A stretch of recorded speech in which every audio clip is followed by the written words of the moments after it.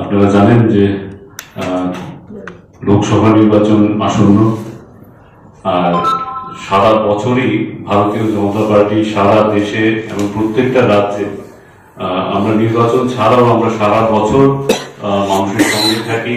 সংগঠনের কাজ নিয়ে আমরা প্রত্যেকটা বিধানসভা না শুধু প্রত্যেকটা ছোট ইউনিট একটা বিধানসভার বুথ, সেই বুথ স্তর পর্যন্ত আমরা সারা বছর কাজ করতে থাকি, মানুষের পাশে থাকি। একটা বিশেষ কর্মসূচি যা সারা ভারতবর্ষে সম্পূর্ণ হতে চলছে, সেই কর্মসূচি নিয়েই আপনাদের সামনে আজকে আমরা সাংবাদিক সম্মেলনে বসেছি। আপনারা জানেন যে ভারত তখনই বিকশিত হবে যখন ভারতের গ্রামগুলো বিকশিত হবে। আর আপনারা এও জানেন যে ভারতবর্ষের 70% লোক গ্রামে বাস করে। তাই আমাদের প্রথম লক্ষ্য থাকে যে গ্রামীণ জীবনের সঙ্গে যেন সংগঠন হিসেবে আমরা ওতপ্রোতভাবে জুড়ে থাকি। আমরা একটা বিশেষ উচ্চাকাঙ্ক্ষী একটা কর্মসূচি হাতে নিয়েছি, সেটা হলো গাঁও চলো অভিযান, মানে গ্রাম চলো অভিযান। সারা ভারতবর্ষে 7 লক্ষের উপর গ্রাম আছে। সেই গ্রামগুলোতে আমরা জনসংযোগের কর্মসূচি নেব। গ্রামগুলোর পাশাপাশি শহরাঞ্চলে আমরা নেব। আমরা ত্রিপুরাতে সিদ্ধান্ত নিয়েছি যে শুধু গ্রাম আর আরবান বডি হিসেবে ভাগ না করে আমরা প্রত্যেকটা বুথ পর্যন্ত আমরা পৌঁছব। সেই অর্থে ত্রিপুরা রাজ্যে আপনারা জানেন যে এর মধ্যে 21টা বুথ বেড়েছে, তো 3349টা বুথ আমাদের রয়েছে। আমাদের রাজ্যে সর্বোচ্চ স্তরের লিডারশিপরা প্রত্যেকটা বুথে যাবেন। 3349টা বুথে 3349 জন সিনিয়র লিডারশিপ একদিনের নিবাসী প্রবাস করবেন। নিবাসী প্রবাস মানে 24 ঘন্টা থেকে ওইখানে জনসংযোগ করবেন। এই গাঁও চলো অভিযানটাকে 3 ভাগে ভাগ করা হয়েছে। প্রথম ধাপ যেটা হয়েছে 20 জানুয়ারি থেকে 6 জানুয়ারি পর্যন্ত আমরা এর প্রস্তুতি নিয়েছি। এটা জানেন, বুঝতেই পারছেন, একটা বিশাল কর্মযোগ্য। 20 জানুয়ারি থেকে 6 জানুয়ারি পর্যন্ত তার প্রস্তুতি চলেছে। আজকে এর প্রস্তুতি সম্পূর্ণ হয়েছে। এই যে আমরা 3349টা বুথে যাব, এটা একটা বিশাল কর্মযোগ্য। জানেন, ম্যান পাওয়ার দরকার, বিশাল সংখ্যক আমাদের নেতৃত্বদের মোবিলাইজেশন করানো প্রত্যেকটা বুথে, তার জন্য ব্যাপক প্রস্তুতির প্রয়োজন। তো আমরা 20 জানুয়ারি থেকে 6 জানুয়ারি পর্যন্ত তার প্রস্তুতি সমাধান করেছি।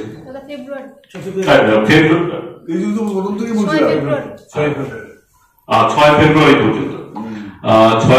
পর্যন্ত তার প্রস্তুতি চলেছে। তো আজকে 6 ফেব্রুয়ারি প্রস্তুতি সম্পূর্ণ হয়েছে আমাদের। এরপর দ্বিতীয় ধাপ হলো কালকে, মানে 7 তারিখ থেকে আমাদের নিবাসী প্রবাস শুরু হবে। 7 থেকে 11 এই কদিন ধরা হয়েছে এই নিবাসী প্রবাসের জন্য। তো আমরা একদিনের করবো, কিন্তু ধাপে ধাপে। হয়তো 7টা যদি একসঙ্গে সম্পূর্ণ করা না যায়, আমরা 1 থেকে অধিক দিন নিতে পারি, কিন্তু 11 তারিখ পর্যন্ত ধার্য করা হয়েছে এই প্রবাস শেষ করার। এই প্রবাস শেষ হবে 11 তারিখ। তারপর তৃতীয় ধাপ, আমরা সমীক্ষা বৈঠক করব 14 ফেব্রুয়ারি।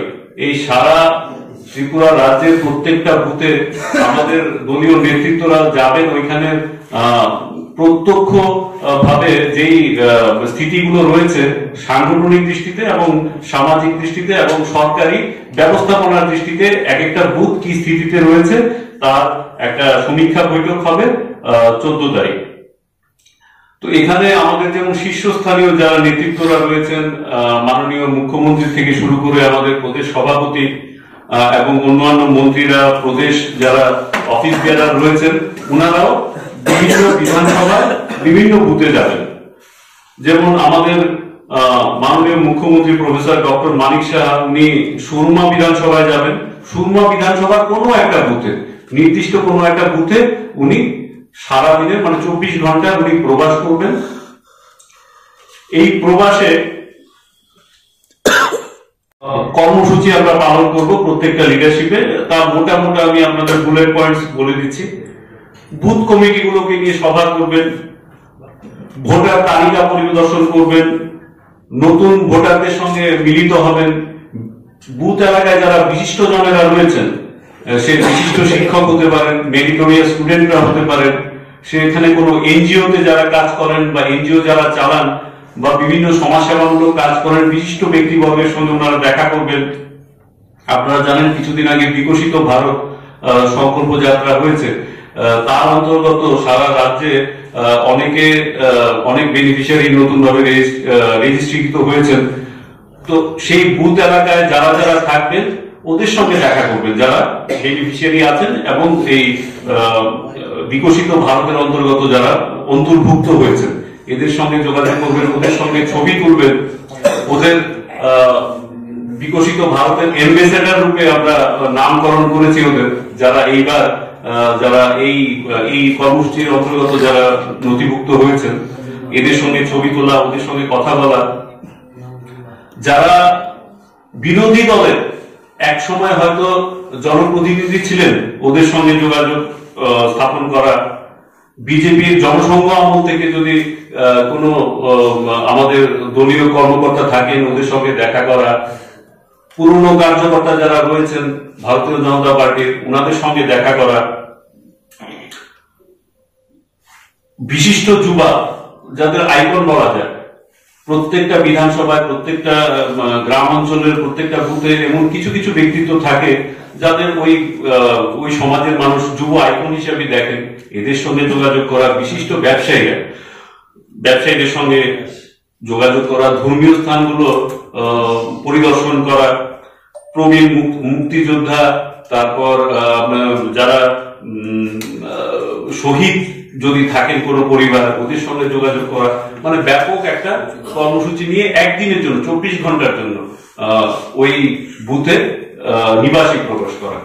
তো আপনাদের মাধ্যমে সমাজের কাছে পৌঁছে দেওয়া, রাজ্যের প্রত্যেকটা মানুষের কাছে পৌঁছে দেওয়া যে ভারতীয় জনতা পার্টি যখন মানুষের কাজে নামে, মানুষের সঙ্গে সর্বতভাবে যোগাযোগ রেখে কাজটা করতে চায় এবং করেও, তার একটা নিদর্শন আপনাদের মাধ্যমে সারা রাজ্যে পৌঁছবে, বার্তা পৌঁছবে। আমাদের সর্বোচ্চ নেতারা প্রত্যেকটা প্রত্যন্ত অঞ্চলে গিয়ে এই একদিনের 24 ঘন্টার প্রবাস করবে। এইটুকু আপনাদের জানানো ছিল। সবাইকে অনেক অনেক ধন্যবাদ। কোন প্রশ্ন কথাটাই বললেন, লোকসভা ভোট আসন্ন যে বললেন তার কোনো সিগন্যাল পেয়েছেন কি?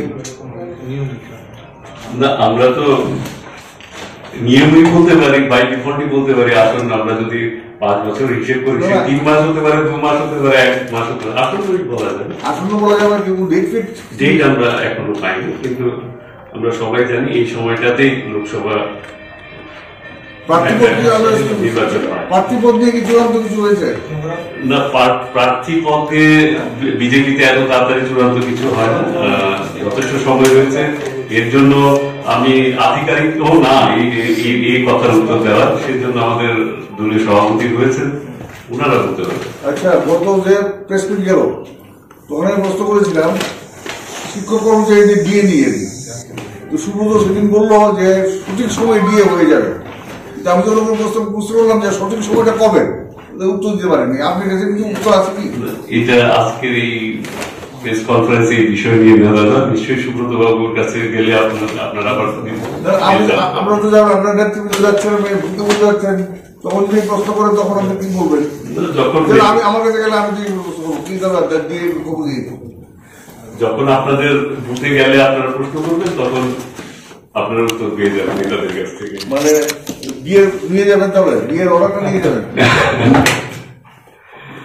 ডিএর বিষয়ে অ্যাকচুয়ালি কথা বলার জন্য আজকের এই প্রেস কনফারেন্সটা ছিল না। আপনার প্রশ্ন নিশ্চয়ই যারা এর জন্য আধিকারিক ভাবে বক্তব্য রাখার অধিকার রাখে নিশ্চয়ই ওরা বলবেন। আপনি জেনারেল সেক্রেটারি, আপনার অধিকার। আমি সরকার নই, আমি জেনারেল সেক্রেটারি পার্টি সংগঠনে, আমি সরকারের অংশ করি। ঠিক আছে, না একটা বুথে 24 ঘন্টা মুখ্যমন্ত্রীর একটু সেন্সিটিভ ব্যাপার থাকে ওনার মুভমেন্ট।